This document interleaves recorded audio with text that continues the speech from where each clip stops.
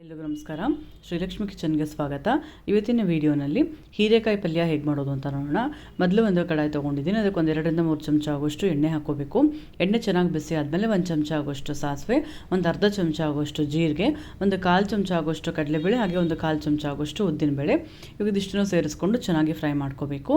ಈಗ ಇದಕ್ಕೆ ಚಿಕ್ಕ ಚಿಕ್ಕದಾಗಿ ಕಟ್ ಮಾಡಿ ಇಟ್ಕೊಂಡಿರುವಂಥ ಹೀರೆಕಾಯಿ, ಟೊಮೆಟೊ, ಈರುಳ್ಳಿ, ಹಾಗೆ ಒಂದು ಸ್ವಲ್ಪ ಕರ್ಬೇವಿನ ಸೊಪ್ಪನ್ನು ತೊಗೊಂಡಿದ್ದೀನಿ. ಮೊದಲು ಒಂದು ಸ್ವಲ್ಪ ಈರುಳ್ಳಿ ಹಾಗೆ ಕರ್ಬೇವಿನ ಸೊಪ್ಪನ್ನು ಹಾಕ್ಕೊಂಡು ಸ್ವಲ್ಪ ಚೆನ್ನಾಗಿ ಫ್ರೈ ಮಾಡ್ಕೋಬೇಕು. ಈರುಳ್ಳಿ ಒಂದು ಸ್ವಲ್ಪ ಕೆಂಪಾದಮೇಲೆ ಈಗ ಅದಕ್ಕೆ ಟೊಮೆಟೊ ಮತ್ತು ಹೆಚ್ಚಿಟ್ಕೊಂಡಿರುವಂಥ ಹೀರೆಕಾಯಿನ ಹಾಕೋತಾ ಇದ್ದೀನಿ. ಜೊತೆಗೆ ಒಂದು ಅರ್ಧ ಚಮಚ ಆಗೋಷ್ಟು ಅರಿಶಿನ ಹಾಕ್ಕೋಬೇಕು. ಹೀರೆಕಾಯಿನ ಸಿಪ್ಪೆ ತಕ್ಕೊಂಡು ಚಿಕ್ಕ ಚಿಕ್ಕದಾಗಿ ಕಟ್ ಮಾಡಿಕೊಂಡು ಹಾಕೋಬೇಕು. 1-2 ದೊಡ್ಡ ಹೀರೆಕಾಯಿನ ಇಲ್ಲಿ ತೊಗೊಂಡಿದ್ದೀನಿ. ಈಗ ಟೊಮೆಟೊನ ಹಾಕೋತಾ ಇದ್ದೀನಿ. ಟೊಮೆಟೊ ಎಲ್ಲ ಸ್ವಲ್ಪ ಸಾಫ್ಟ್ ಆದಮೇಲೆ ಈಗ ಅದಕ್ಕೆ ಕಟ್ ಮಾಡ್ಕೊಂಡು ಇಟ್ಕೊಂಡಿರುವಂಥ ಹೀರೆಕಾಯಿನ ಹಾಕೋತಾ ಇದ್ದೀನಿ.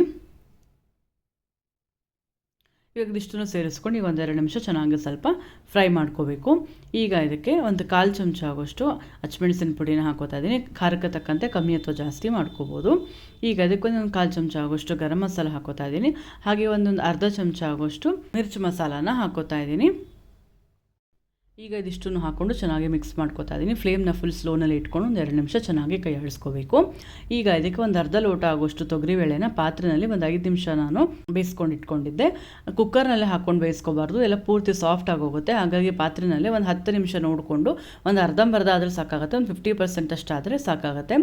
ಈಗ ನೋಡ್ತಾ ಇರ್ಬೋದು, ಕಟ್ ಮಾಡಿದ್ರೆ ಕೈನಲ್ಲಿ 1/2 ಭಾಗ ಆಗಿ ಕಟ್ ಆಗಬೇಕು. ಆ ಥರ ಬೇಯಿಸ್ಕೊಂಡ್ರೆ ಸಾಕಾಗುತ್ತೆ. ಯಾಕಂದರೆ ಇನ್ನು ಹೀರೆಕಾಯಿನೂ ಬೇಯಬೇಕಲ್ಲ, ಅದ್ರ ಜೊತೆ ಪೂರ್ತಿ ಬೇಯುತ್ತೆ ಬೇಳೆ. ಹಾಗಾಗಿ ಒಂದು ಅರ್ಧ ಭಾಗ ಆಗೋಷ್ಟನ್ನು ಚೆನ್ನಾಗಿ ಬೇಯಿಸ್ಕೊಂಡು ನೀರು ಸಮೇತ ಈಗ ಅದನ್ನು ಹಾಕೋತಾ ಇದ್ದೀನಿ. ಇವಾಗ ಇದ್ರ ಜೊತೆ ಎಲ್ಲ ಚೆನ್ನಾಗಿ ಮಿಕ್ಸ್ ಮಾಡ್ಕೋಬೇಕು. ಇನ್ನು ಹೀರೆಕಾಯಿನೂ ಬೇಯಬೇಕು, ಅದ್ರ ಜೊತೆಗೆ ತೊಗರಿಬೇಳೆ ಕೂಡ ಪೂರ್ತಿ ಬೇಯುತ್ತೆ. ನಾವು ಫಸ್ಟೇ ಬೇಯಿಸ್ಕೊಂಡ್ಬಿಟ್ವಿ ಅಂತಂದರೆ ಹೀರೆಕಾಯಿ ಜೊತೆ ಹಾಕಿದಾಗ ಫುಲ್ ಸ್ಮ್ಯಾಶ್ ಆದಂಗೆ ಆಗೋಗ್ಬಿಡುತ್ತೆ, ಚೆನ್ನಾಗಿರಲ್ಲ ತಿನ್ನೋಕ್ಕಷ್ಟು. ಹಾಗಾಗಿ ಒಂದು ಅರ್ಧ ಬೇಯಿಸ್ಕೊಂಡು ಹಾಕ್ಕೊಂಡ್ರೆ ಸಾಕಾಗುತ್ತೆ. ಈಗ ಇದಕ್ಕೆ ಒಂದು ಅರ್ಧ ಚಮಚ ಆಗೋಷ್ಟು ಉಪ್ಪನ್ನು ಸೇರಿಸ್ಕೊತಾ ಇದ್ದೀನಿ. ಈಗ ಇದಿಷ್ಟನ್ನು ಹಾಕ್ಕೊಂಡು ಚೆನ್ನಾಗಿ ಮಿಕ್ಸ್ ಮಾಡ್ಕೋಬೇಕು. ಸ್ವಲ್ಪ ನೀರು ನೋಡ್ಕೊಂಡು ಅಕಸ್ಮಾತ್ ಕಮ್ಮಿ ಆಯಿತು ಅಂತ ಅನ್ಸಿದ್ರೆ ಇನ್ನೊಂದು ಸ್ವಲ್ಪ ನೀರು ಹಾಕ್ಕೊಂಡು ಚೆನ್ನಾಗಿ ಬೇಯಿಸ್ಕೋಬೇಕಾಗತ್ತೆ. ಈಗ ಇದಕ್ಕೆ ಇನ್ನೊಂದು ಸ್ವಲ್ಪ ನೀರು ಹಾಕ್ಕೊಂಡು 1-2 ನಿಮಿಷ ಚೆನ್ನಾಗಿ ಕೈ ಆಡಿಸ್ಕೊಂಡು ಒಂದು ತಟ್ಟೆ ಮುಚ್ಚಿಟ್ಬಿಟ್ಟು ಒಂದು 10 ನಿಮಿಷ ಅದನ್ನು ಬೇಯಿಸ್ಕೊತಾ ಇದ್ದೀನಿ. ಮಧ್ಯೆ ಮಧ್ಯೆ ತೆಗೆದುಬಿಟ್ಟು ನೋಡ್ತಾ ಇರಬೇಕು.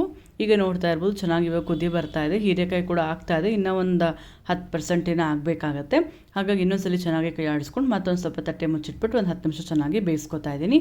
ಈಗ ನೋಡ್ತಾ ಇರ್ಬೋದು, ಹೀರೆಕಾಯಿ ಕೂಡ ಎಲ್ಲ ಚೆನ್ನಾಗಿ ಬೆಂದಿದೆ, ಬೇಳೆ ಕೂಡ ತುಂಬ ಕಂಪ್ಲೀಟಾಗಿ ಬೆಂದಿದೆ. ನೀರು ಅಷ್ಟೊಂದೇನು ಜಾಸ್ತಿ ಇಲ್ಲ, ಇಷ್ಟಿದ್ರೆ ಪರ್ಫೆಕ್ಟಾಗಿರುತ್ತೆ. ಇವಾಗ ಇದಕ್ಕೆ ಲಾಸ್ಟಲ್ಲಿ ಒಂದು ಸ್ವಲ್ಪ ಕೊತ್ತಂಬರಿ ಸೊಪ್ಪನ್ನು ಹಾಕೋತಾ ಇದ್ದೀನಿ. ಇದು ಚಪಾತಿಗೆ, ಜೋಳದ ರೊಟ್ಟಿ ಜೊತೆಗೆ ತುಂಬ ಚೆನ್ನಾಗಿರುತ್ತೆ ಕಾಂಬಿನೇಷನು. ಒಂದ್ಸರಿ ಟ್ರೈ ಮಾಡಿ ನೋಡಿ. ಈಗ ತುಂಬಾ ಡಿಫ್ರೆಂಟಾಗಿ ಹಾಗೆ ಟೇಸ್ಟಿಯಾಗಿರುವಂಥ ಹೀರೆಕಾಯಿ ಪಲ್ಯ ರೆಡಿ ಆಯಿತು. ಹಾಗೆ ಇವತ್ತಿನ ಈ ರೆಸಿಪಿ ನಿಮಗೆ ಇಷ್ಟ ಆಗಿದ್ದರೆ ಲೈಕ್ ಮಾಡಿ ಹಾಗೂ ಫ್ಯಾಮಿಲಿ ಫ್ರೆಂಡ್ಸ್ ಜೊತೆ ಶೇರ್ ಮಾಡಿ. ಎಲ್ಲರಿಗೂ ಧನ್ಯವಾದಗಳು.